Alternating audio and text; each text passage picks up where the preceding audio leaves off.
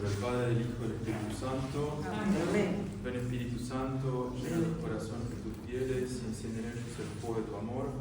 Envía, Señor, tu Espíritu y todo será creado.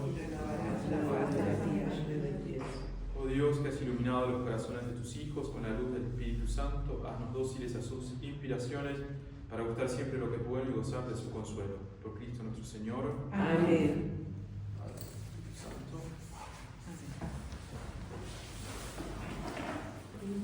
Bueno, la intención de esta conferencia es ofrecer unas reflexiones sobre el Espíritu Santo como amor en la Trinidad, como amor personal en la Trinidad, amor del Padre y del Hijo, podríamos decir. Ahora voy a decir algunas cosas respecto de esto. Y de algún modo las consecuencias, las implicancias o las repercusiones, podríamos decir, que esto tiene para nuestra comprensión o para la revelación del Espíritu Santo como, digamos, en relación a nosotros, ¿sí? Hay distintas cosas para decir, por eso me cuido con las palabras, digamos, porque hay muchos aspectos que ahí se pueden cubrir, los cuales evidentemente no voy a poder tratar todos hoy. Se podría hacer hasta una tesis de doctorado sobre este tema, pero bueno, hay que terminarla, no solo empezarla, sino terminarla. Eso. Bueno, como primera aproximación, ¿no? Uno puede preguntarse sobre la manifestación del Espíritu Santo en la revelación, es decir, cómo se da a conocer el Espíritu Santo en la revelación, en la Sagrada Escritura, y uno puede captar una doble, si se quiere, una doble afirmación, una doble constatación, y es que de algún modo el Espíritu Santo está presente en toda la Escritura y al mismo tiempo es silencioso en toda la Escritura. En el Nuevo Testamento, prácticamente, salvo alguna alusión y muy indirecta, no hay palabra del Espíritu Santo. El Espíritu Santo no habla en el Nuevo Testamento. En el Antiguo tampoco, pero ya donde está la plenitud de la revelación de la Trinidad. Sí hay muchas palabras sobre el Espíritu Santo. Jesús habla sobre el Espíritu Santo, sobre el Paráclito. Ciertamente los autores apostólicos, San Pablo, San Juan en el Apocalipsis, las cartas, etc., hablan del Espíritu Santo, pero repito, el Espíritu Santo aparece siempre en silencio, de algún modo. No tenemos que entender este silencio como algo que lo subordine, que lo haga menor al Espíritu Santo, o que lo haga tímido, podríamos decir. Las personas divinas en la revelación se dan a conocer, pero se dan a conocer ordenadamente, se dan a conocer en cierto orden. Aquí podríamos entrar en temas de teología bastante profundos, pero necesarios para entender esto, y quedarían para hablar muchísimo más. El Padre, el Hijo y el Espíritu Santo existen como comunión perfecta. La Trinidad es comunión eterna, totalmente perfecta, en donde no solo se comparte, digámoslo así, los bienes, sino se comparte, son la misma esencia, el Padre, el Hijo y el Espíritu Santo, en donde la única distinción que hay es una distinción que dicen los teólogos, una distinción de origen, es decir, el Padre no tiene origen en otra persona, el Hijo tiene origen en el Padre, un origen eterno, no cuando se encarna, sino desde la eternidad, y el Espíritu Santo tiene origen en los dos, en el Padre y el Hijo como un único principio de la inspiración del Espíritu Santo. Sin embargo, en la revelación uno podría decir que hay como una especie de orden inverso, podríamos decir. La Trinidad del orden es el que acabo de describir. El Padre da origen al Hijo y ambos al Espíritu Santo. En cambio, en la revelación, en la historia de la salvación, uno puede ver que es el Hijo el que nos lleva al Padre, y es de alguna manera el Espíritu Santo el que nos confirma en el Hijo, nos esculpe, podríamos decir, en el Hijo. Entonces, de alguna manera, cada persona originada va como llevando, revelando, manifestando la persona de la que tiene origen. El Hijo encarnado fue enviado por el Padre para rescatarnos del pecado, es el autor de nuestra salvación, de nuestra santificación, pero también para que pudiéramos reconocer que la vida divina en nosotros, que esa salvación, que esa vida de gracia en nosotros es una adopción, una transformación en hijos adoptivos. La cruz y la resurrección nos salvan, nos dan la salvación, pero también nos dan la dignidad de ser hijos. Ya voy a volver un poco a este tema.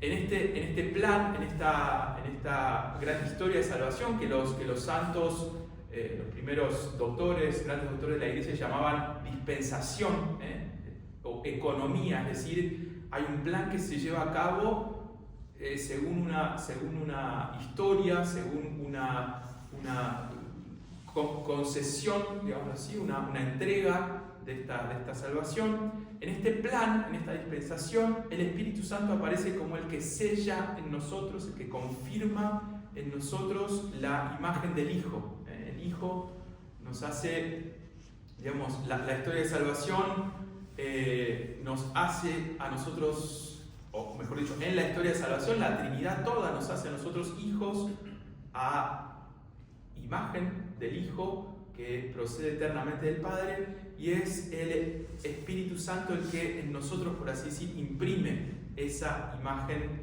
del Hijo, como el artesano que esculpe en nuestra alma la nueva criatura hecha según el modelo de Jesucristo, para reproducir la imagen del Hijo, entonces la imagen del Hijo vuelto hacia el Padre. Y podemos entrever, por así decir, una justificación entonces de ese silencio del Espíritu Santo en la Sagrada Escritura, en la revelación. Obviamente la justificación siempre es divina, es decir, Dios podría haber elegido otro modo de revelarse, otro modo de darse a conocer, pero sacando algunas conclusiones, algunas deducciones, podríamos decir, podemos entrever por qué ese silencio. Ese silencio puede ser visto también desde la mirada del Hijo, que se revela, según el Evangelio que escribió San Juan, como palabra, y el Espíritu Santo como amor. El evangelista Juan nos habla entonces del Hijo como palabra, pero el Nuevo Testamento no dice explícitamente que el Espíritu Santo sea amor. Es algo que ciertamente relaciona el Nuevo Testamento al Espíritu Santo, ahora lo vamos a ver un poco mejor, con la caridad, con el gozo, con la paz, con la comunión, pero no dice explícitamente el Espíritu Santo es amor. Ciertamente Dios es amor, pero no está dicho así con estas palabras, el Espíritu Santo es el amor en la Trinidad. Es algo que la teología, los grandes doctores, empezando sobre todo por San Agustín, y después todos los que lo siguen en la Iglesia Latina, claramente Santo Tomás y los doctores medievales, una teología del Espíritu Santo como amor en Dios, no simplemente hacia las criaturas, sino como el amor en la Trinidad, amor mutuo del Padre y del Hijo.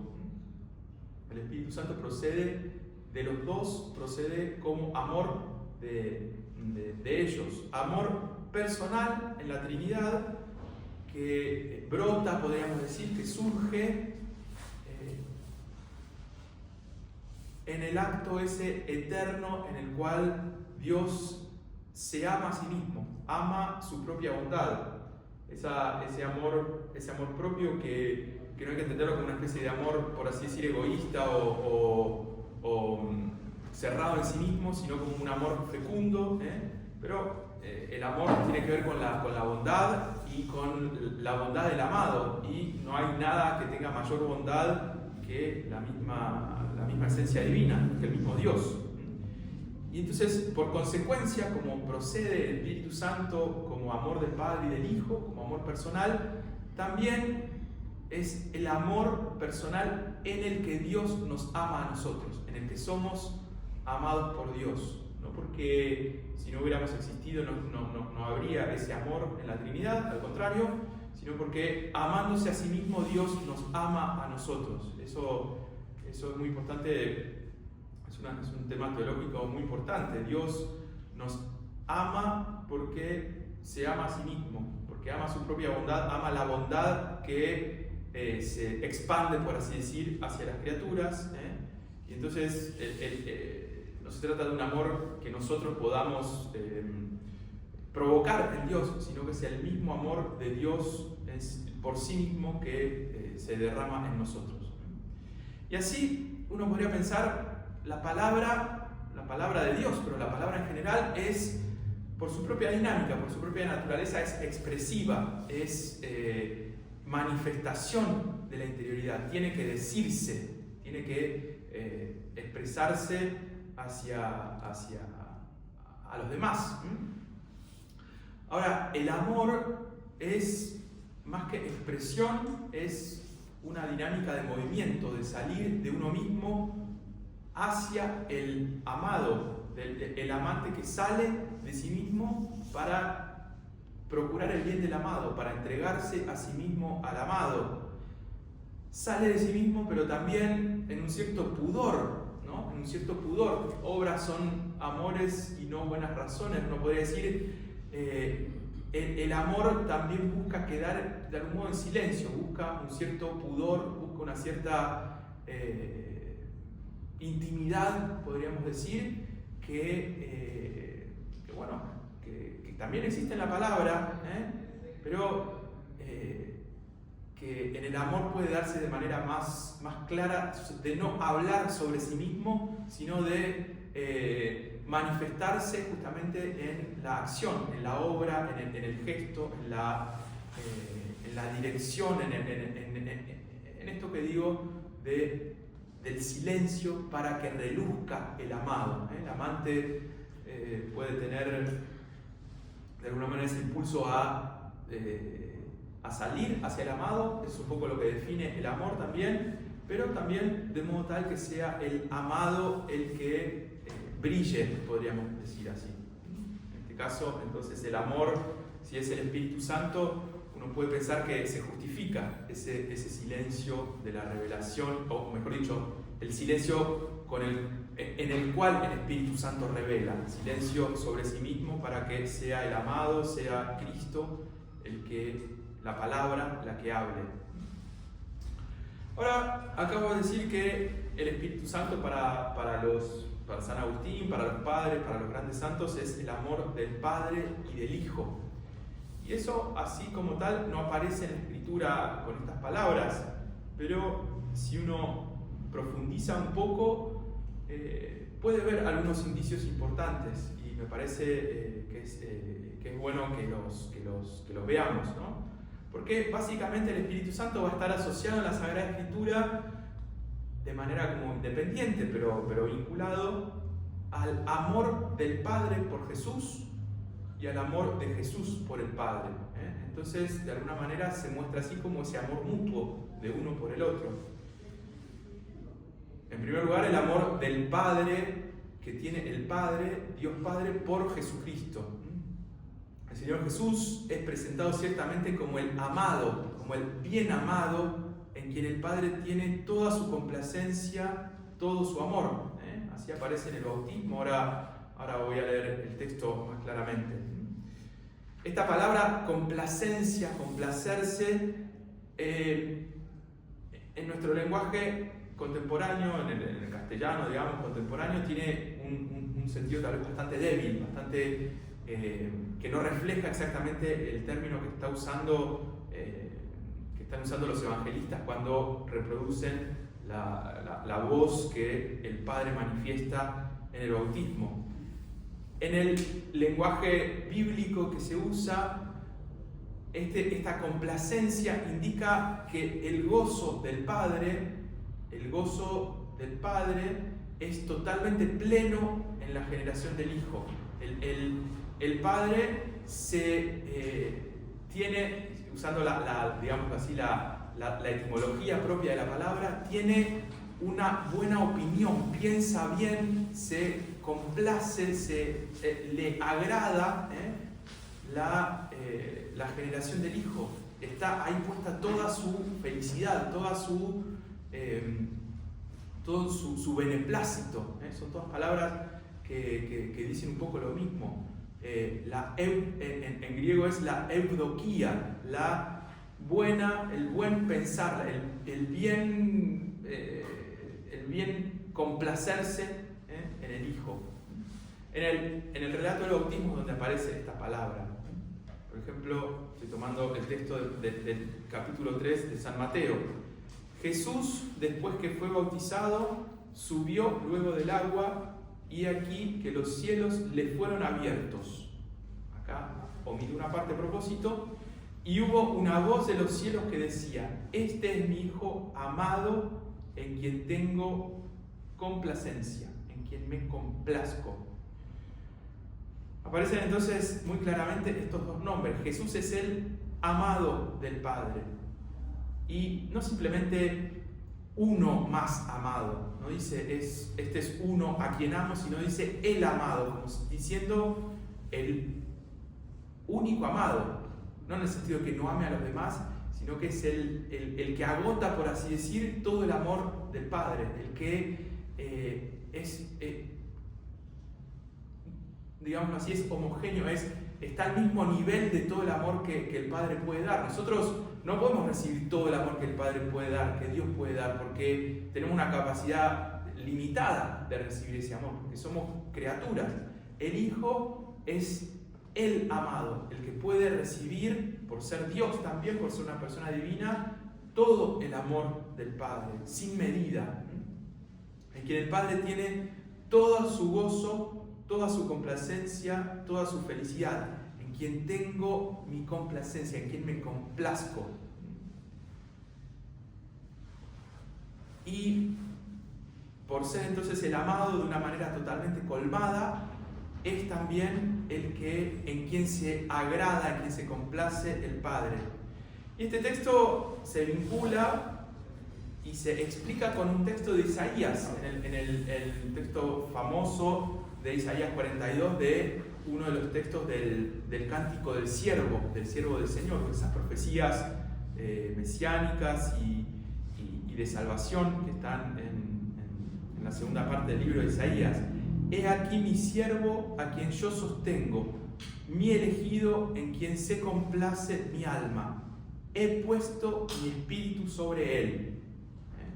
He puesto mi espíritu sobre él. Traerá el derecho a las naciones.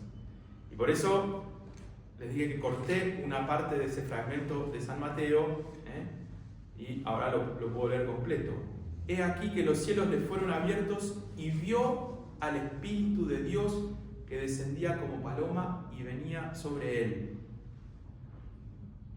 El envío del Espíritu Santo sobre Jesús en el bautismo, antes de que la voz de los cielos diga que es el amado, en quien se complace el Padre, el envío del Espíritu Santo sobre Jesús es lo que introduce y pone de manifiesto esa declaración de amor por parte del Padre.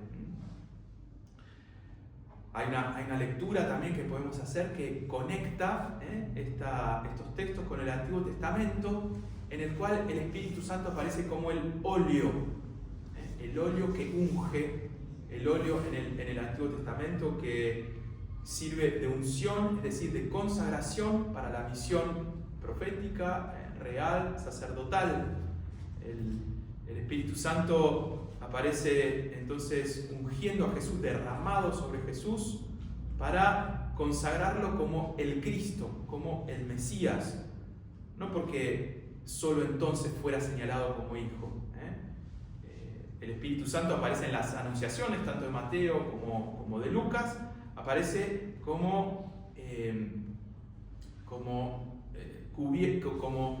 digámoslo así, en cuanto a hombre, como encarnado en consecuencia del Espíritu Santo que cubre a la Virgen María, también como esa nube de la gloria. Ahora voy a volver un poquito sobre este tema un poquito más adelante, como la nube de la gloria que cubre el arca que guía al pueblo de Israel, en la cual, ¿no?, en esa arca se encuentra la presencia de Dios en el Antiguo Testamento, y en esa nueva arca que es la Virgen María, cubierta por la gloria del Espíritu Santo, se encarna el Hijo de Dios, la presencia de Dios entre nosotros, el Emmanuel.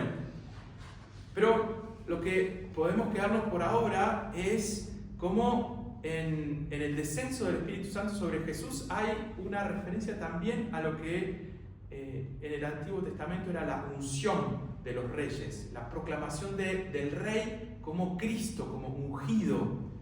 Es muy claro en el Salmo 2, un salmo real, es decir, real no porque los otros sean falsos, sino porque es un salmo que habla de la realeza de los reyes de Israel, como una consagración que hace Dios sobre esa persona. El Salmo 2 dice: los reyes de la tierra se sublevan y los príncipes conspiran contra el Señor y contra su ungido, contra su Mesías, contra su Cristo. Son todas palabras equivalentes.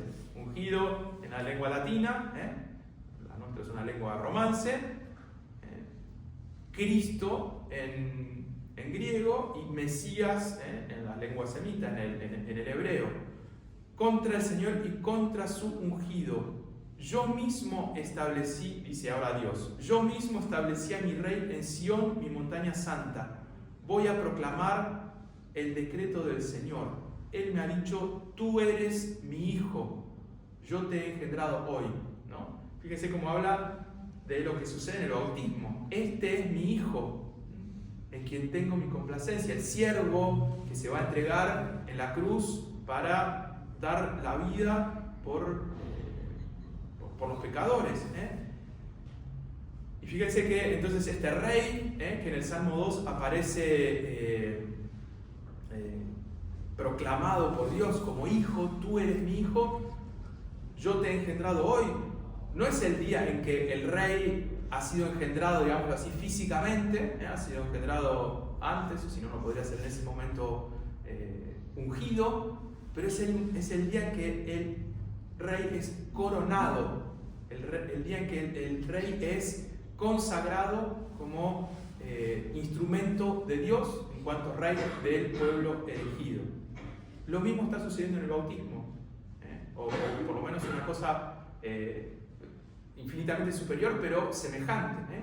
El Hijo de Dios consagrado como Cristo, como rey, como profeta, como sacerdote. El Espíritu Santo entonces aparece asociado a esta unción en la que el Padre manifiesta todo su amor por el Hijo. Jesús, dice el Evangelio según San Juan, recibe el Espíritu sin medida. Nosotros lo recibimos, como decía antes, de manera limitada. Le ponemos una medida. Ya no solo nuestro pecado, sino nuestra condición de criatura limita. No podemos recibir ilimitadamente al Espíritu Santo. En cambio, el Evangelio según San Juan nos dice, en el capítulo 3, 31 al 35, fíjense qué importante va a ser esto. El que viene de arriba está sobre todos. El que es de la tierra es terrenal y habla cosas terrenales. El que viene del cielo está sobre todos. Y el que vio y oyó, esto testifica, y nadie recibe su testimonio. El que recibe su testimonio, este atestigua que Dios es veraz. Y aquí está lo más importante. El que Dios envió dice las palabras de Dios, porque Dios le da el Espíritu sin medida. El Padre ama al Hijo y todas las cosas ha entregado en su mano. Fíjense de nuevo cómo el amor del Padre por el Hijo está asociado al Espíritu Santo, en el cual, o que es dado al Hijo sin medida, el que es enviado por Dios para decirnos a nosotros las palabras de Dios, ha recibido ese Espíritu Santo sin medida. Estos textos entonces, en su conjunto, muchos más que podríamos sumar, nos permiten mostrar cómo el Espíritu Santo está asociado, podríamos decir, al amor que Dios Padre tiene por el Hijo. Un amor que se manifiesta en esta declaración pública como Hijo en el bautismo, en su unción como Mesías, Cristo, y en su misión como servidor sufriente, como siervo de Dios que en su sufrimiento nos rescata. Pero en segundo lugar, la Sagrada Escritura también nos muestra al Espíritu Santo asociado al amor del Hijo por el Padre. Un amor que se manifiesta como obediencia a la voluntad del Padre. El servidor sufriente manifiesta su amor, no por así decir en una especie de efusión de cariño sensitivo, sensorial simplemente, sino en obediencia a la voluntad del Padre, en amor a ese plan del Padre para nuestra salvación. Entonces el amor de Cristo, del Hijo, por el Padre se manifiesta dando su vida por nosotros. Amor al Padre y amor a la criatura. Esto, por lo tanto, no es tan evidente, por así decir, no es tan claro a primera vista. También en algún punto porque hay que, por así decir, espiar la intimidad de Jesucristo, tal como aparece en los Evangelios. Porque Jesucristo viene a revelar al Padre, no tanto a sí mismo, también a sí mismo, pero sobre todo a revelar al Padre. Entonces esa intimidad del Hijo la vemos en esa obediencia al Padre, y porque la revelación del Padre la hace Jesucristo salvándonos a nosotros. Entonces en el amor, en la obediencia de amor para nuestra salvación, también podemos como introducirnos con mucho pudor en esa intimidad de Jesús. Repito entonces, esta obediencia probada por el sufrimiento, pero que lo muestra como hijo que ama y que busca hacer la voluntad del Padre hasta el final, un final de cruz. Esa obediencia se da de modo, digamos, insuperable en la cruz. Y eso queda bastante claro en el capítulo 19 del Evangelio según San Juan, en donde el apóstol habla de los últimos momentos de la vida de Jesús, de la pasión, y cómo está el Espíritu Santo allí también. Después, sabiendo que ya todo estaba cumplido y para que la Escritura se cumpliera hasta el final, Jesús dijo: tengo sed. Había allí un recipiente lleno de vinagre, empaparon en él una esponja, la ataron a una rama de hisopo y se la acercaron a la boca. Después de beber el vinagre, dijo Jesús: todo se ha cumplido. E inclinando la cabeza, entregó su espíritu. Fijémonos que se trata de su espíritu, no simplemente es el espíritu del Hijo, eso es lo que quiero decir, es el espíritu que viene del Hijo, el espíritu que brota del Hijo, podríamos decir, no simplemente fisiológicamente, no simplemente porque expiró, porque largó su último aliento, sino porque está dando Jesucristo el Espíritu en su último momento en la cruz. Es el Paráclito, el otro Paráclito, el otro enviado. Ese Espíritu que Juan vio que permanecía, Juan el Bautista, que permanecía sobre Jesús en el bautismo, es soplado ahora por Jesús. Fíjense cómo hay como un otro movimiento, el Espíritu que permanece, o sea que en cuanto hombre lo consagra permanentemente, y que ahora en la cruz, cumplida ya toda la misión de Cristo, es soplado por el Señor. Va a ser soplado cuando resucite, como espíritu de paz y de reconciliación sobre los apóstoles. De vuelta, temas asociados al amor, la obediencia, la paz, la reconciliación. Lo cumplido entonces de la Escritura, que habla el texto de San Juan, para que la Escritura se cumpliera hasta el final, es ciertamente la profecía que está en la Escritura, pero también es la misión de Jesús. Se cumplió toda la misión que había asumido Jesús, realizada en la obediencia y en el amor. Hay un texto muy importante de la carta a los Hebreos, en el capítulo 9, 13-14, que confirma un poco esto, nos ayuda a confirmarlo. Está hablando de la distinción entre los sacrificios de la antigua alianza y de la nueva alianza.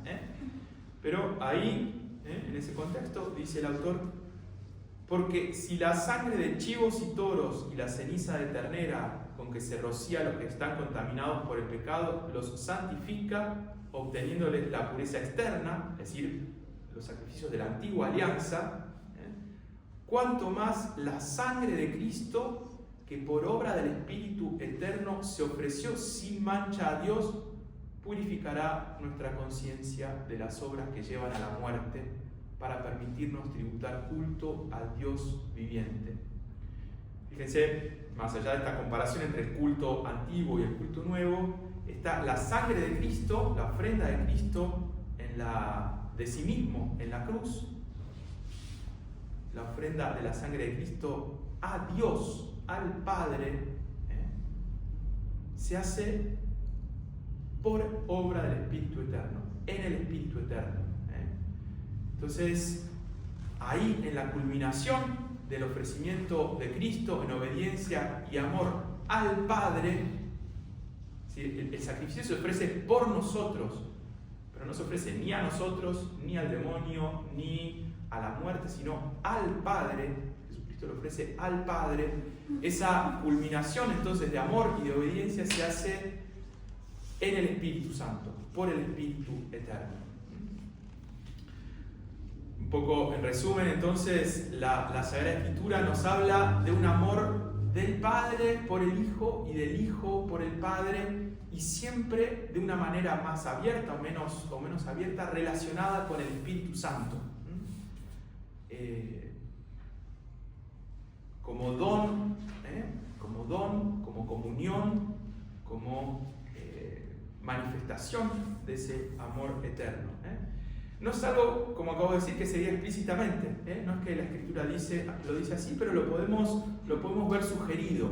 Y los antiguos, los teólogos, los antiguos maestros, doctores de la Iglesia, los contempladores de Dios, en sentido teólogo, no simplemente como el intelectual que se dedica a estudiar, que está muy bien, sino en el sentido que le daban los antiguos, teólogos, el que contempla a Dios. Por lo tanto, contemplándolo puede ser maestro, no simplemente repitiendo una especie de discurso, por más preparado que esté, sino desde la contemplación amorosa de Dios.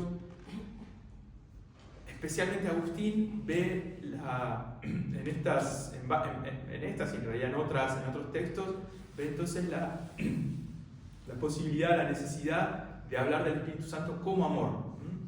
Como amor. Por ejemplo, hay muchos lugares que se puede ver esto, pero hay una obra muy importante de Agustín, una de las más influyentes y una de las más difíciles tal vez, que es sobre la Trinidad, 15 libros sobre la Trinidad que escribe, sí, lo que nosotros llamaríamos 15 capítulos, es un libro solo, pero tiene 15 se llamaban libros así en la época clásica, sobre la Trinidad. Y allí San Agustín quiere defender la veracidad, digámoslo así, de la fe cristiana sobre la Trinidad, y también busca explicarla, busca dar como ejemplos, como imágenes que ayuden a comprender cómo podemos estar hablando o qué sentido tiene hablar de una Trinidad de personas en Dios. Y justamente uno de los sentidos, o uno de los modelos que usa es el amor. Es el amor. Y para llegar a decir que el Espíritu Santo es amor, porque Dios es amor, entonces, ¿qué significa que el Espíritu Santo sea amor? Tiene como distintos recursos que va a usar San Agustín. Por ejemplo, en un momento dice, las tres personas divinas, Padre, Hijo, Espíritu Santo, son un solo Dios, un solo grande, un solo sabio, un solo santo, un solo bienaventurado. No hay tres grandezas en Dios, o tres sabidurías, o tres santidades, o tres felicidades, sino una sola. Y acá una de las estrategias que usa. El Espíritu Santo es algo común al Padre y al Hijo. El Espíritu Santo es espíritu del Padre y es espíritu del Hijo. Mas esta comunión es consubstancial y eterna. Si alguien prefiere denominarla amistad, perfecto. Pero juzgo más apropiado el nombre de caridad. Y esta caridad ha de ser sustancial porque Dios es sustancia. Fíjense, tanto lo que está diciendo aquí, entre otras cosas, es tanto el Padre como el Hijo son espíritu. Dios es espíritu. Tanto el Padre como el Hijo son santos. Porque la santidad corresponde a Dios. Entonces, ¿por qué a esta tercera persona la llamamos Espíritu Santo? Porque si tanto ser espíritu como ser santo son comunes a Dios, esta persona es común a las otras dos personas, mejor dicho. Es tanto del Padre como del Hijo. Y eso común, esa comunión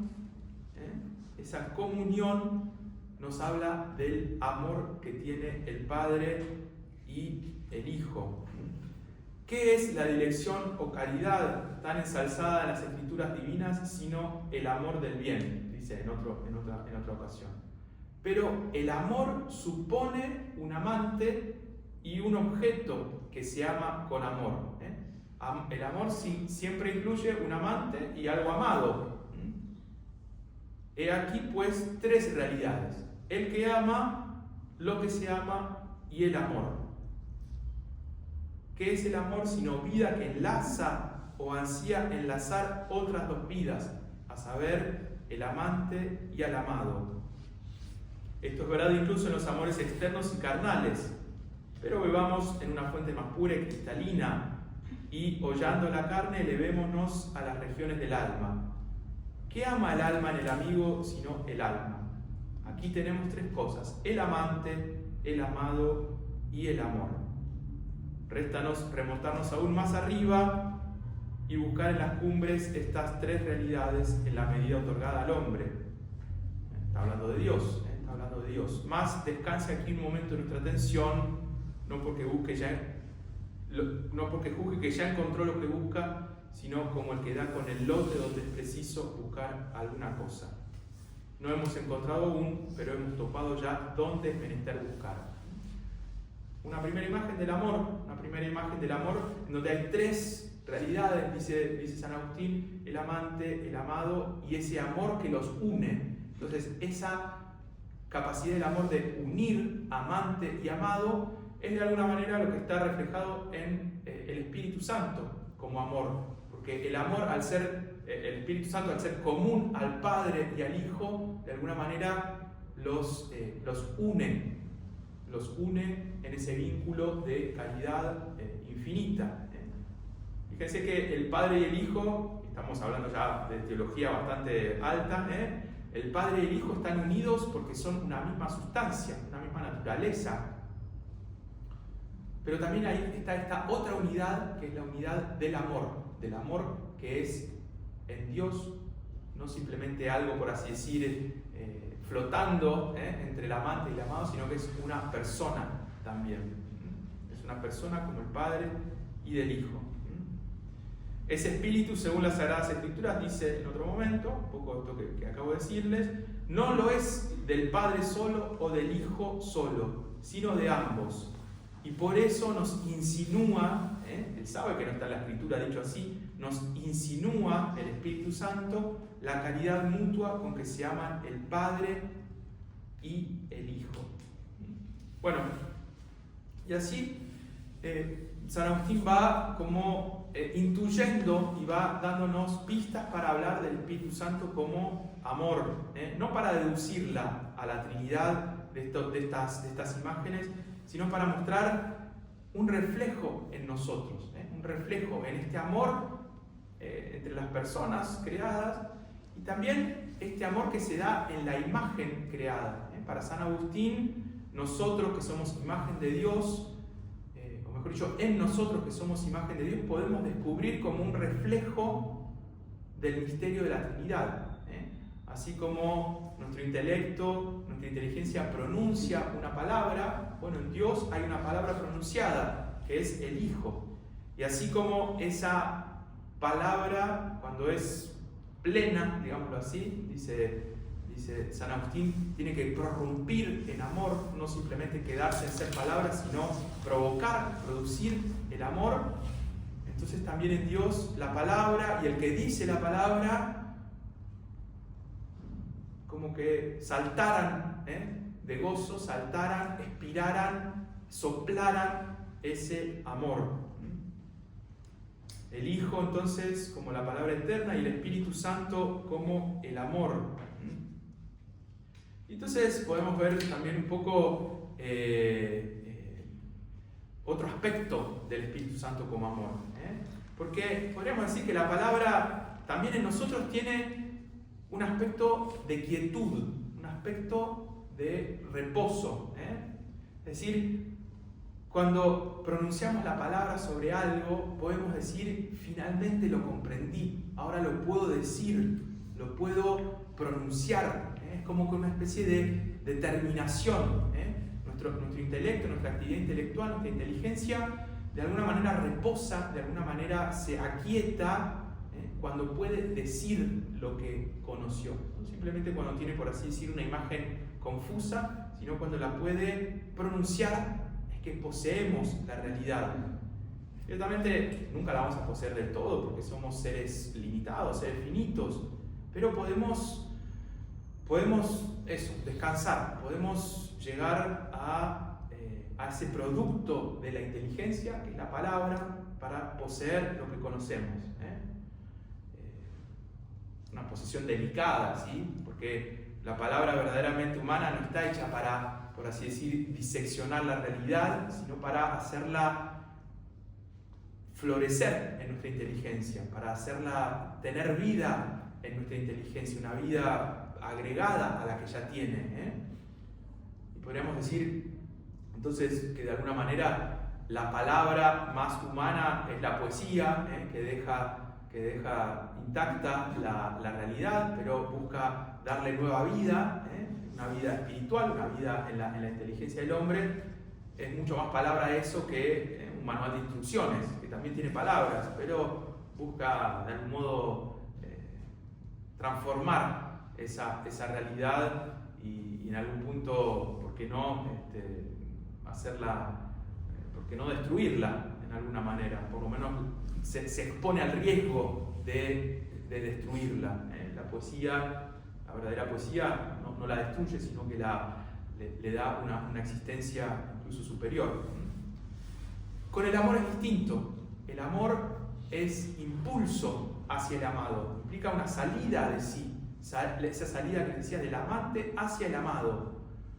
No es simplemente poseer algo contemplado y dicho con la inteligencia, que es la grandeza del intelecto, sino movimiento, tendencia, vida, podríamos decir, hacia la bondad de lo que se ama.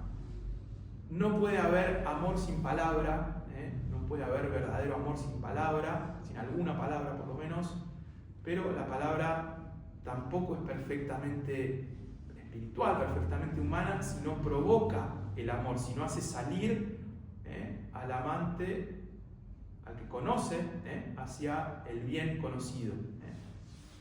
Santo Tomás entonces aprovecha también esta distinción para justificar por qué asociamos al Espíritu Santo con el amor, porque en la Sagrada Escritura, y ahora lo voy a desarrollar un poco, el Espíritu Santo aparece asociado siempre a algo impulsivo, no impulsivo en el sentido del que hace las cosas sin pensar, sino de lo que pone en movimiento hacia Dios, pone en movimiento, podríamos decir, usando un lenguaje figurado, a Dios hacia nosotros, para crearnos, para salvarnos, para darnos vida, y también pone en movimiento al hombre hacia Dios.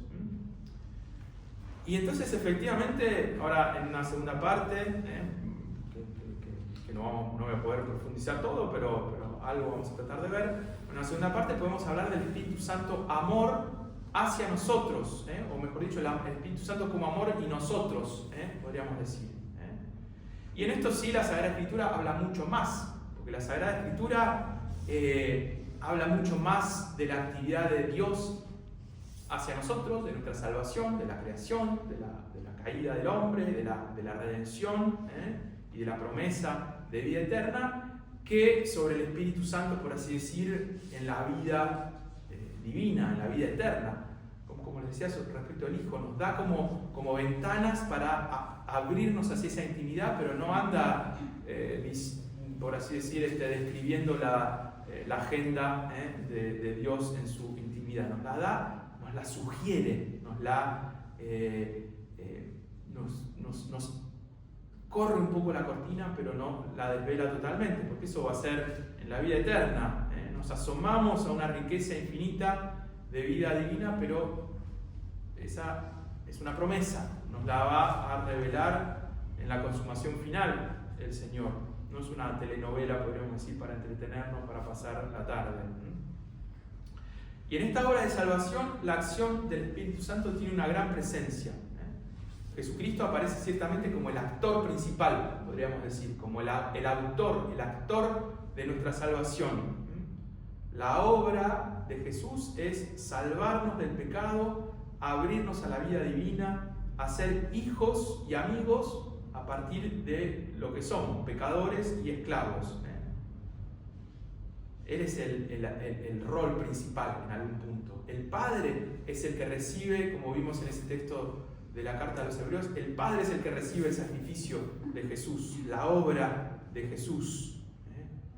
También es el que envía a Jesús para salvarnos, al siervo sufriente. Es el prometido por Jesús. En la casa de mi Padre hay muchas moradas, la promesa. Pero podríamos decir entonces el actor principal de esta historia es el Hijo. Y el Espíritu Santo aparece en esta historia como, podríamos decir, la fuerza que impulsa a Jesús. Tomemos esta palabra con mucho cuidado, porque fuerza puede dar a entender como algo impersonal, como si dijéramos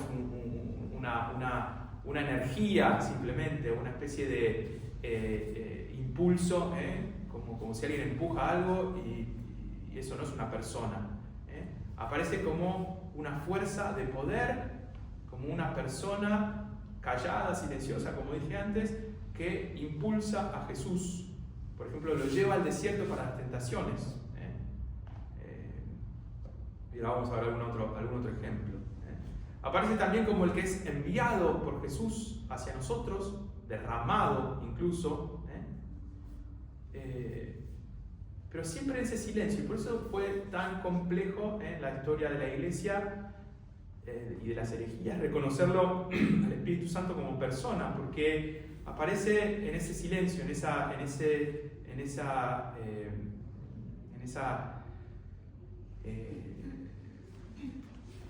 como impulsando, como conduciendo, como dirigiendo, pero no como el que habla. El Espíritu Santo en la Sagrada Escritura podríamos decir que aparece de varias maneras. Aparece como espíritu de poder, aparece como espíritu de gloria, aparece como espíritu de santidad, aparece como espíritu de amor. Aparece el Espíritu Santo entonces como un espíritu de poder. En el Antiguo Testamento aparece continuamente así, ligado al poder de Dios, a la potencia de Dios, pero en el Nuevo Testamento aparece claramente como vinculado a la acción de Jesús, al ministerio de Jesús. Fíjense este texto muy importante de Lucas 4:14, después de las tentaciones, aparece nuevamente Jesús para comenzar su ministerio en la sinagoga de Nazaret. Jesús volvió de las tentaciones en el poder del Espíritu. Fíjense, el espíritu asociado al poder. Volvió en el poder del espíritu a Galilea. Enseñaba en las sinagogas, vino a Nazaret, donde se había criado, y el día sábado entró a la sinagoga, conforme a su costumbre, y se levantó a leer. Y se le dio el libro del profeta Isaías, y habiendo abierto el libro, halló el lugar donde estaba escrito: el Espíritu del Señor está sobre mí. Me ungió para dar el Evangelio, la buena noticia a los pobres, me envió a sanar a los quebrantados de corazón, a pregonar la libertad a los cautivos, la vista a los ciegos. Entonces, el espíritu de poder, así lo llama el evangelista, lo vuelve a traer del desierto a Galilea, y Jesús comienza su ministerio recordando la unción del Espíritu Santo sobre él. El libro de los Hechos de los Apóstoles dice que Jesús fue ungido con el Espíritu y el poder. Jesús expulsa a los demonios por el dedo de Dios. Es decir, dice otro evangelista, por el Espíritu de Dios. Espíritu que da vida y que también actúa en los cristianos. ¿Sí? La carta a los Romanos, capítulo 8, dice: si el espíritu de aquel que levantó de los muertos a Jesús mora en vosotros, el que levantó de los muertos a Cristo Jesús vivificará también vuestros cuerpos mortales por su espíritu que mora en vosotros. El mismo espíritu que da vida a Jesús, que digamos que lo resucita a Jesús, es el que habitando en nosotros nos da vida, nos vivifica. Espíritu de poder, entonces. Espíritu de poder, que es también espíritu de la gloria de Dios. La gloria de Dios en la Sagrada Escritura, en el Antiguo Testamento, es el peso de Dios, no el peso físico, sino la presencia de su majestad, la presencia del Creador, la luz de esa presencia, el fuego que lo corona como soberano, y el misterio que consume, que quema. Es algo mucho más que una especie de opinión, por así decir. Es que frente a Dios, frente a la gloria de Dios, hay que sentir el peso de esa presencia. Y así dice la primera carta de Pedro: felices si son ultrajados por el nombre de Cristo, porque el Espíritu de la gloria, el Espíritu de Dios, reposa sobre ustedes. Entonces, el Espíritu Santo como Espíritu de gloria. Hay también otros textos en los que nos ayudan a verlo así. Esta gloria es como el brillo, el peso de la omnipotencia de Dios, y se hace presente cuando está presente el Espíritu de Dios, que es también, lo tercero que decía, es espíritu de santidad. La santidad es, antes de ser una cosa moral, nosotros cuando hablamos de la santidad decimos que, digamos así, que es moralmente bueno, que hace buenas cosas, que agrada a Dios. Pero antes que eso, la santidad es un atributo de Dios que lo muestra a Dios como el que está fuera de toda la creación, fuera en el sentido de que supera toda la creación, que no es simplemente uno más, el más grande de la creación, sino que lo trasciende, que excede la creación. Por eso, por ejemplo, está asociado esto a la gloria. Santo, santo, santo es el Señor Todopoderoso, lo primero que decía. Su gloria llena toda la tierra. Él está más allá de las criaturas. Yo soy Dios y no hombre, dice el Señor. En medio de ti está el Santo. ¿Sí? El Santo es el que no es hombre. Pero fíjense, no solamente porque en vez de ser hombre es ángel, sino que está más allá de toda la creación. Y por eso Isaías, cuando contempla a ese Dios 3 veces santo, sabe que está frente al peso de Dios, al peso, y por eso sus labios son impuros. Él habita en una luz impenetrable, y Jesús mismo es el llamado Santo de Dios, como uno de sus títulos más profundos.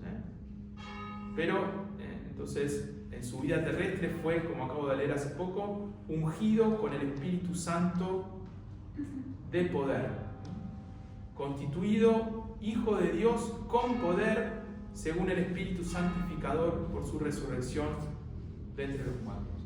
Y esta santidad de Dios no es una especie de, si bien está más allá de toda la creación, justamente por eso puede estar en el corazón de toda la creación. Y entonces puede derramar en nosotros, o quiere derramar en nosotros, esa santidad. Obra en nosotros la santificación por el Espíritu.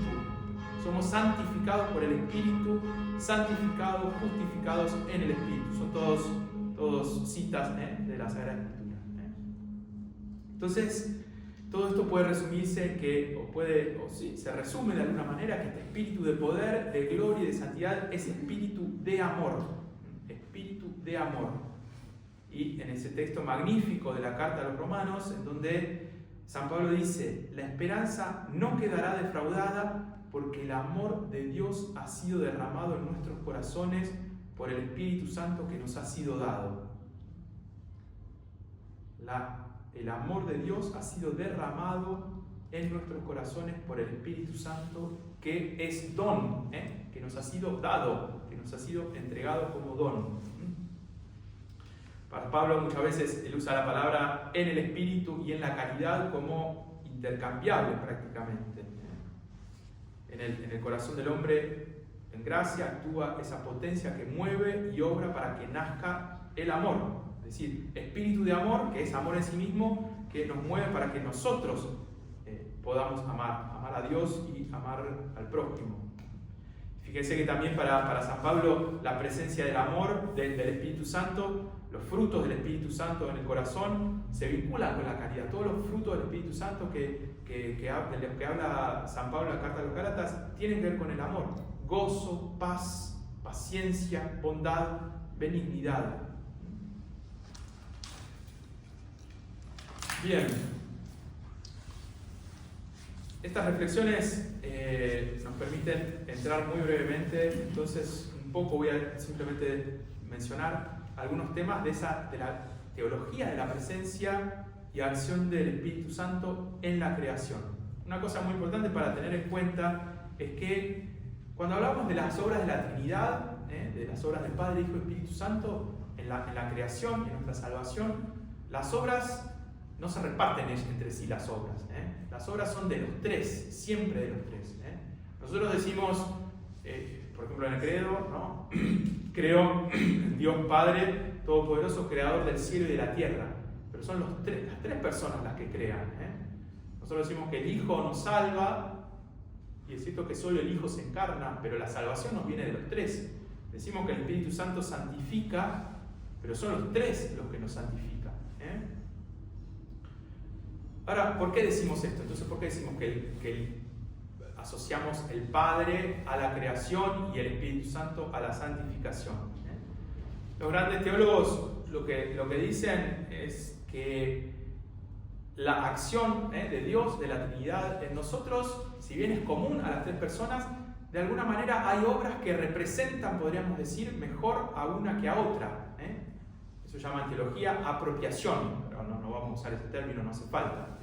Pero hay obras que tienen como más cercanía con una persona, para nuestra comprensión, con una persona que con otra. Por ejemplo, la creación es sacar algo de la nada, algo de lo que no existe. Una especie de origen, de principio, antes de lo cual no había nada. Bueno, el Padre en la eternidad es la fuente de las otras personas, de las otras dos personas que no son creadas, no son creadas, no son sacadas de la nada, sino de la misma sustancia del Padre. Pero esas dos personas, el Hijo y el Espíritu Santo, tienen un origen. El Padre es el origen sin origen. Entonces, de alguna manera, nos resulta fácil asociar la creación, que es, como digo, dar origen desde la nada, nos resulta como fácil unirla a la persona del Padre. El Hijo aparece en la Sagrada Escritura como la sabiduría del Padre. No porque el Padre y el Espíritu Santo no sean sabios, sean medio tontos, digámoslo así, y hasta que llegó el Hijo espabilaron, sino porque el Hijo, es la palabra, solo Él es la palabra. Y la palabra tiene que ver con la inteligencia y por lo tanto con la sabiduría también. Con esa palabra el Padre se dice a sí mismo, se pronuncia eternamente, se dice, pero también dice toda la creación. Fíjense, con la palabra eterna, la única palabra, el Padre se dice eternamente a sí mismo, y cuando la Trinidad crea, no dice otra palabra, es la misma palabra. Somos dichos eternamente en Cristo, en la palabra eterna. Es lo que un poco lo que sugiere el Génesis. Dios dice y las cosas son, las cosas existen. Podría no haber creado Dios, pero si crea, no deja de tener una palabra y de decir las cosas en la palabra. Y ahora el Espíritu Santo, que es amor también. Toda la Trinidad es amor, pero entendido como ese impulso que une al amado y al amante, ese impulso de amor por el cual el amante va hacia el amado, impulso, unión, conexión, comunión. Solo Él es la conexión en la Trinidad entre el Padre y el Hijo. Como les decía antes, están unidos Padre e Hijo por ser de la misma naturaleza, también el Espíritu Santo, pero el vínculo de amor es el Espíritu Santo. Es por eso que todo lo que tenga que ver con la bondad en la creación, como que lo vamos a asociar más rápidamente al Espíritu Santo, en la creación y en la salvación.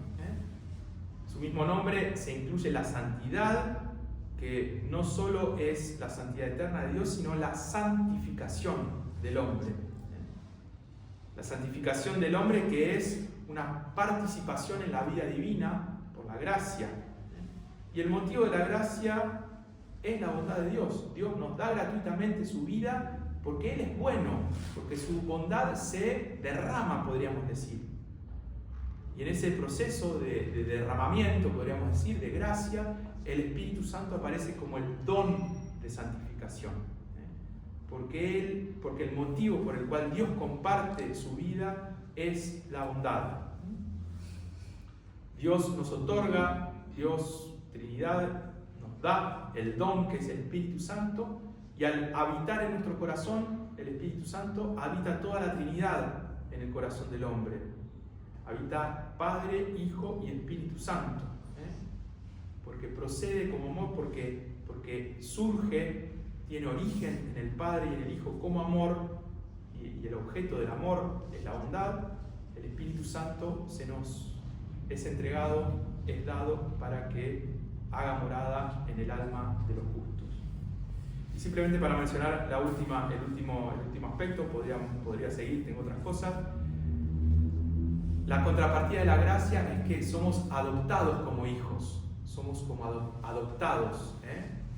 La gracia es esa participación en la vida de Dios, y los que tienen la vida de Dios son adoptados como hijos. Ya San Pablo nos lo dice, la adopción se nos da por la presencia del Espíritu Santo. Por el Espíritu Santo podemos llamar a Dios Abba, Padre. Y al mismo tiempo, en las dos citas que usa San Pablo con esto, en una dice que por el Espíritu Santo podemos llamar a Dios Padre, y en otra dice que es el Espíritu Santo en nosotros el que nos hace llamar a Dios Padre. ¿Se entiende? O sea, la presencia del Espíritu Santo al mismo tiempo es la que, por esa presencia somos nosotros los que decimos, lo que podemos llamar a Dios Padre, pero al mismo tiempo es el Espíritu Santo en nosotros el que de alguna manera está obrando para que nosotros lo podamos llamar a Dios Padre. No es simplemente una repetición, sino que es el Espíritu mismo que habitó, que consagró, que ungió a Cristo, el que estando en nosotros nos clama en nosotros esas palabras.